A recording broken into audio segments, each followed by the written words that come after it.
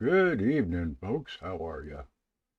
Tonight I want to talk about what's going on the border down there around Texas and Arizona and all that nonsense, and maybe listen to your comments and see your comments as they come in, and I'll post them up here as well if I can. But right now, let's get to the story. Let's get to our OBS, and let's do this from the start.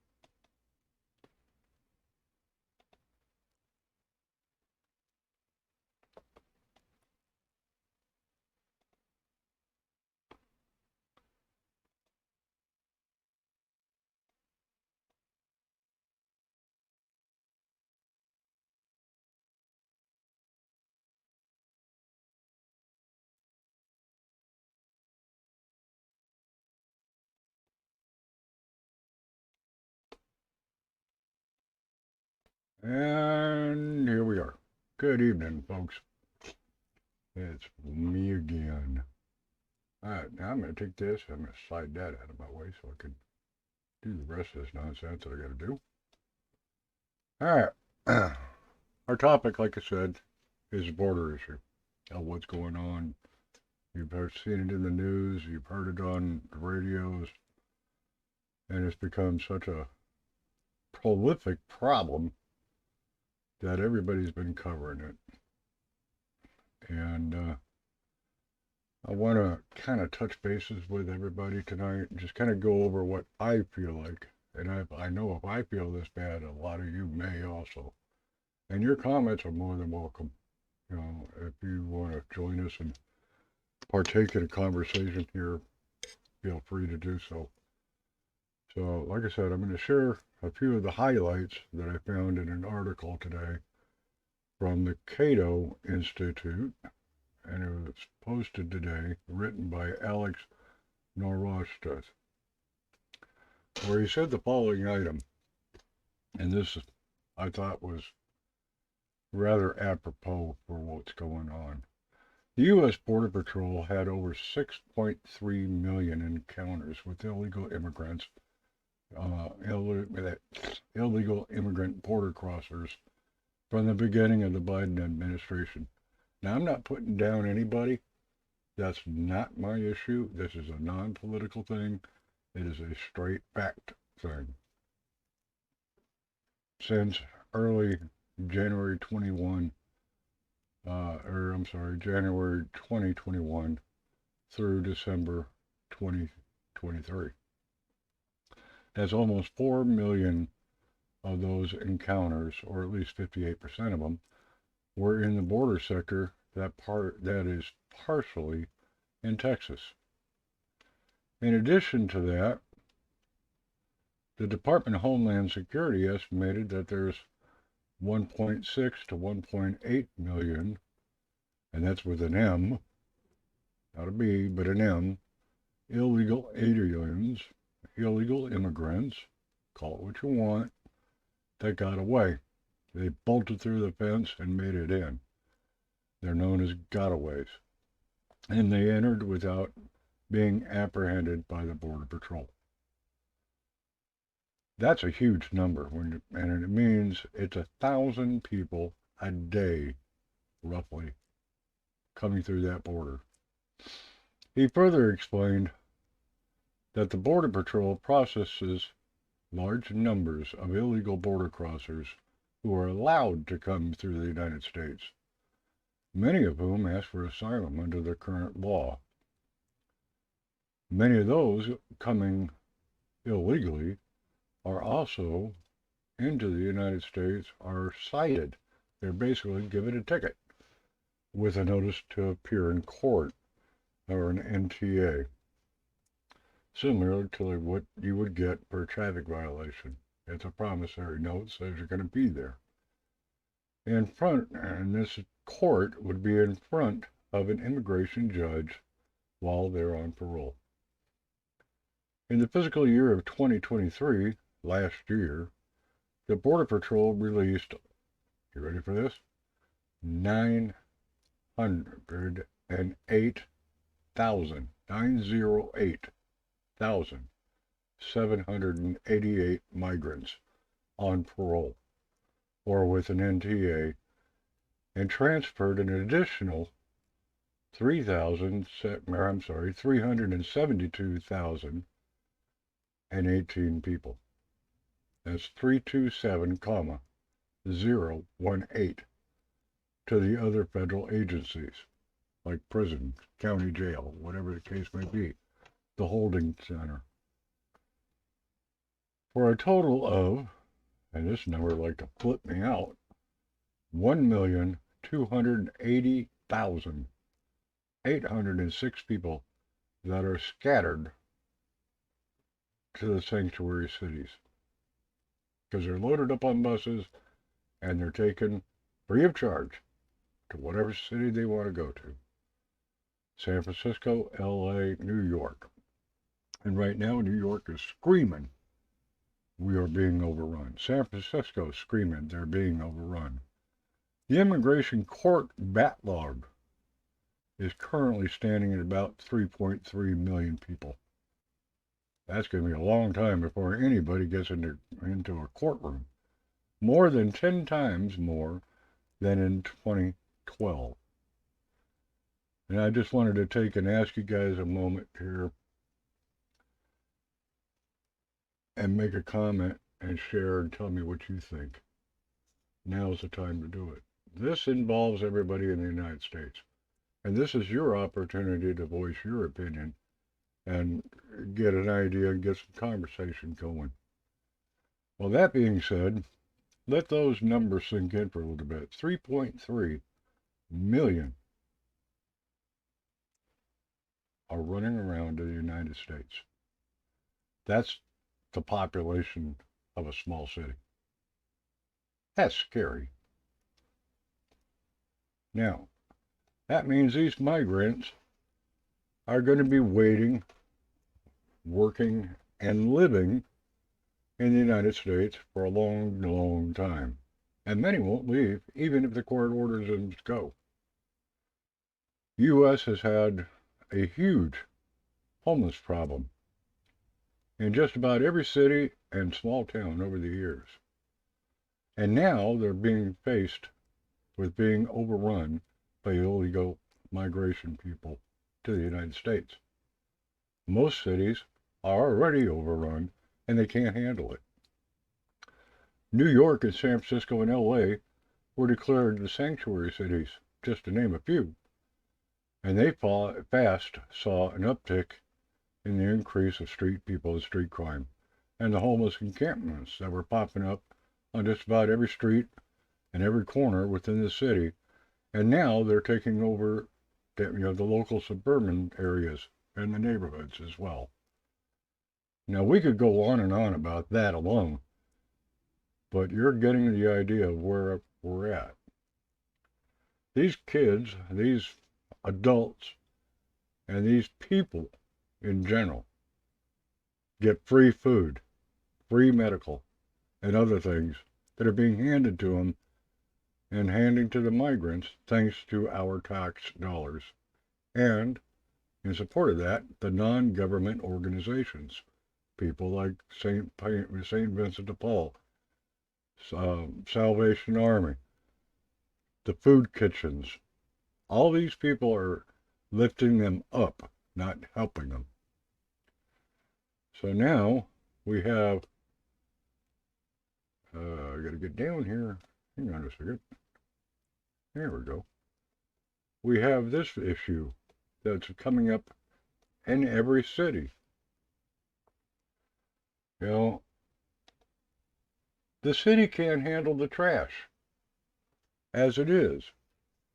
You know, the garbage companies, they don't want to go in there. It's not in a dumpster. We're not picking it up. And with the growing number of homeless camps, there's a growing trash problem as well, a lot of which catch fire. Not to mention the bodily fluids and the waste products that go along with it. So how many porta potties have you seen in your local area where they are? Very few, I suspect. One must take a wide berth when you're walking around these camps, just strictly for health reasons and safety reasons.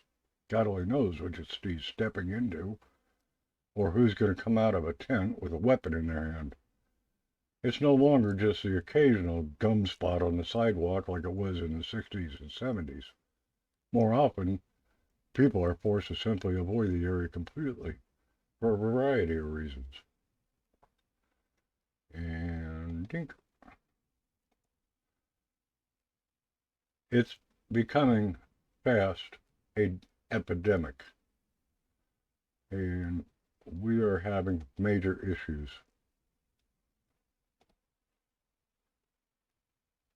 For years, we saw many of those who came in illegally, as well as those that came legally, were from countries in the Southern American area, crossing the border, looking for a new way of life and claiming asylum like they should be. Now, granted, a lot of them ducked through the farmers' fields or cattle ranch, and the coyotes got them in. But it wasn't like it is today. It was manageable. Today we're seeing people making their way through South America and up through Panama from all over the globe. Now, this is not an easy transition for nobody. Many don't have money at all. Every dollar they had got spent on the coyotes or the guides that take them through the Garian Gap. Or they got met with a bandit along the way. There are many organizations out there that help them, and the government is also providing funds to all these NGOs, non-government organizations, that facilitate or encourage unlawful activity through their journey. In recent times, we found that there's Chinese encampments and setups that have set up stopping points that feed, water, and house those coming in that are Chinese citizens, as well as other countries, each handling them just enough to get to the next point as far as the money goes. What they're doing is they get a debit card to go for the next point. So eventually they make it to the border area, or they'll make it into the Mexican area. But before they get there, they have to cross through Panama. And Panama is a rainforest. It's a small little connector. You know where the Panama Canal is.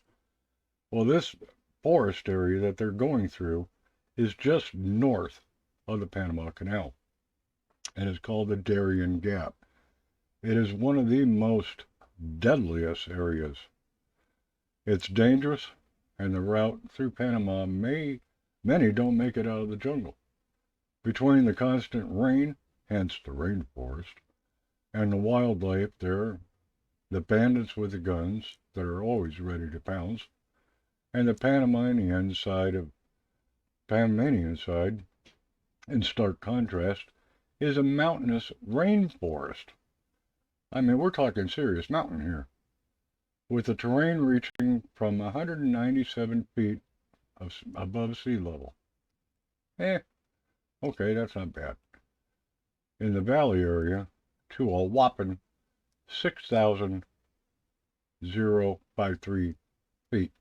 6,053 feet at the tallest peak of the mountain. Now you cover that with sticks, and you end up getting a big time problem. You're trying to wade through rivers, especially after the last rains that we've just had. And if you notice in these pictures, they're handed plastic bags to put their stuff in. I lost my place here. So it's, the route itself is covered with sticks and obstacles, and it's past becoming an obstacle course. Those who are hurt and need to be carried are put together with a makeshift litter. And if you can carry it, that's great. If you can't, you just drop it off to the side of the road and say, sucks to be you guys. I'm going on. Now, moms, and if you look at this picture right here, there's a young lady between these two in the front with a small child in her arm. They have to carry that child the whole way. I saw an interview the other day where a person who had came through the Darien Gap made this comment to the person that was asking. This thing is absolutely miserable, they said when at the interview. It's the hope of a new life that kept everybody going for 12 days. Unlimited food and water. And all of that came with a price. Generally speaking, it was about $5 for a bottle of water, $20 if you wanted to eat. So many people didn't. They didn't have the money to pay for it. Many of them ended up with trench foot from walking through all that water, or dysentery from the dirty conditions, both of which can kill a human being left untreated. All right, now I gotta find this laser. So now,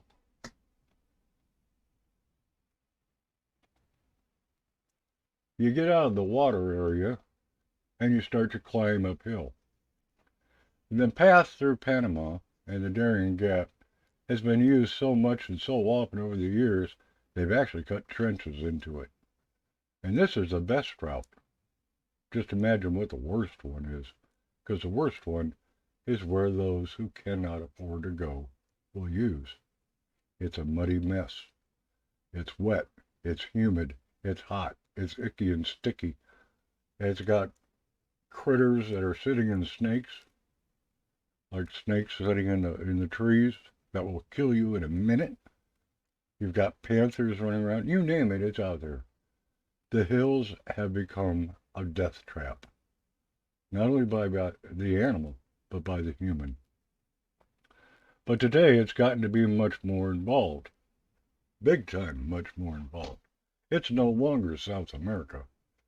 It now encompasses Europe, China, the Middle East, as well as the Islamic nations. All are looking to gain entry into the United States without being or having any background check done. Sure, every so often you may hear that a Border Patrol agent or an INS officer has arrested someone from the watch and terror list, but it's really rare. You probably haven't heard it for a while. It's as though we have turned a blind eye to everything now that the border has been quote unquote opened to everyone. And everybody knows it around the world. America has gone soft. What happened to America? The short answer is the why. Why is becoming nobody. Oh, I'm trying that again. Why is because nobody knows where they are or where they are going. The smuggling trade has a network, even in the United States now, to move human cargo. Here again, depending on how much money you have, that coyote can get you all the way to Michigan with no problem for a price. And once you get through the border with your paperwork, they're all lined up to take more money to get you where you need to be. Those that can afford it will do it. Those that can't will be boarded onto a white and colored bus or a school bus and taken to the nearest city available. We as a nation have lost total control, and it's going to be a battle to regain that control once again. Is there a solution? I don't know. Some would say closing the border would solve all this problem, but I doubt it. But what about the millions who are now running amok with no place to go? Has anybody given a thought about those guys? No job, no place, and trying to live a normal life? Try rounding up 3 million people. It's no easy task. We learned that lesson a long time ago. They all scattered to the four winds once INS came in and raided businesses. And that didn't stop sweatshops in the garment district or the field workers in California. And it still hasn't to this day. So again, what's the answer? Many of us here in the United States don't pay a big attention to the problem because it's not in our backyard. It's no big deal. It doesn't. I need to get back up here where I'm at here. There we go. Hi. It doesn't concern you or my family. So we don't care anymore. Let the government handle it, or the Border Patrol. That's what they get paid for. That's why we put them in office. It's nobody's concern, and it's surely not mine. I wish I had an answer, but when I see all this junk on the news, and there's no sight, and no end in sight, man, I'll tell you what, I get the feeling that the United States has become numb to what's going on in the world around them. And it's sad to watch. It is extremely sad to watch. We used to be a very, very proud nation. And now, they've recently started doing the thing down there in Texas. And I gotta admit, Texas took a stand. The Texas Constitution was written well before all this stuff was set into play. They had an scapegoat, if you will, because they were a sovereign nation. They were independent way back during the Alamo, and it's never been changed. So they have that ace up their sleeve. So now everybody is sitting on the borderline and coming into country, and they just pile up and pile up and pile up. And if you think I'm kidding, check this out. These are people that are waiting for buses, waiting to go to a holding center, but they're waiting.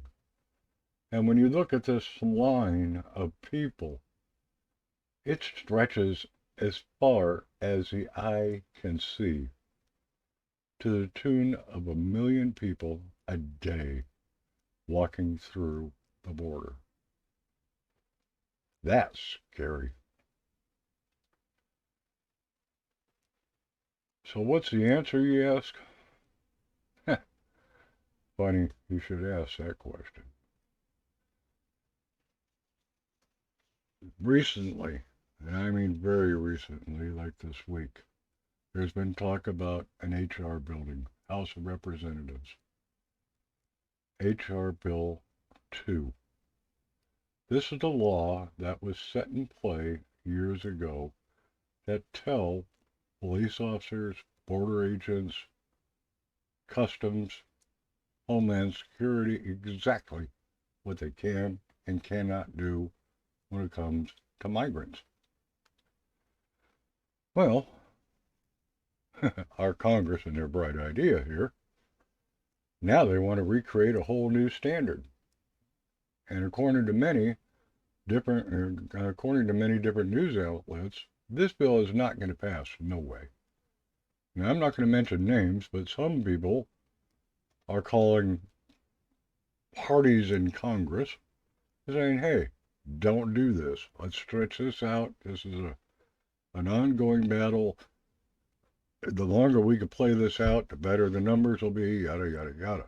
And it's coming from both sides of the House, Democrat and the Republican. It's not just one individual.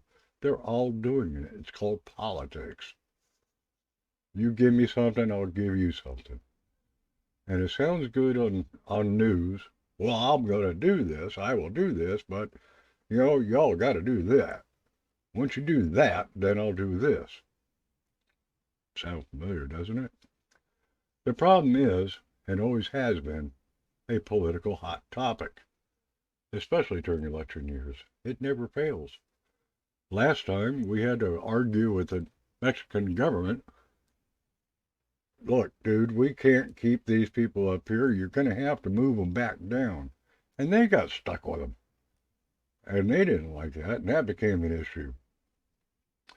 So, you get an idea of what I'm talking about now. They pushed them forward to us.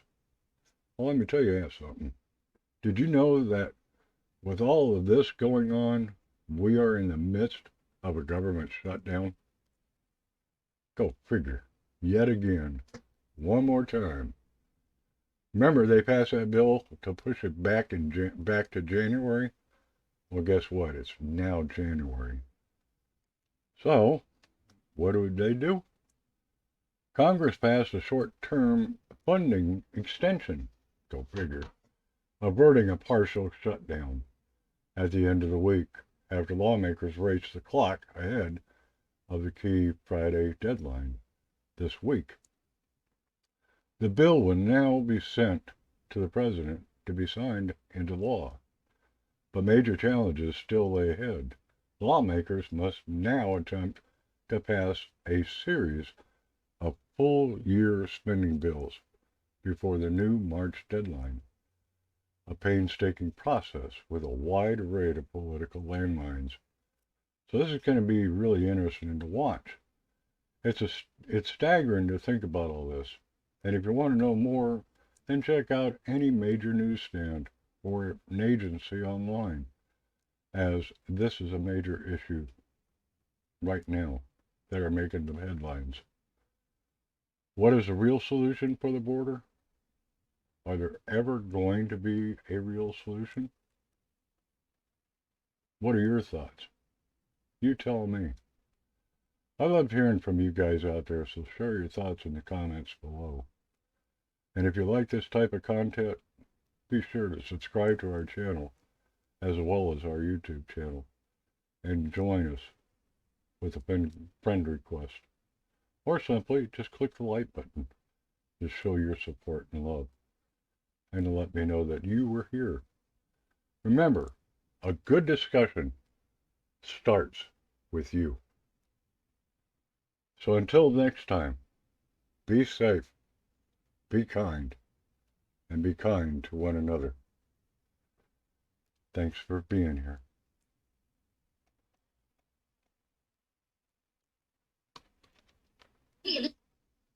Back home, folks.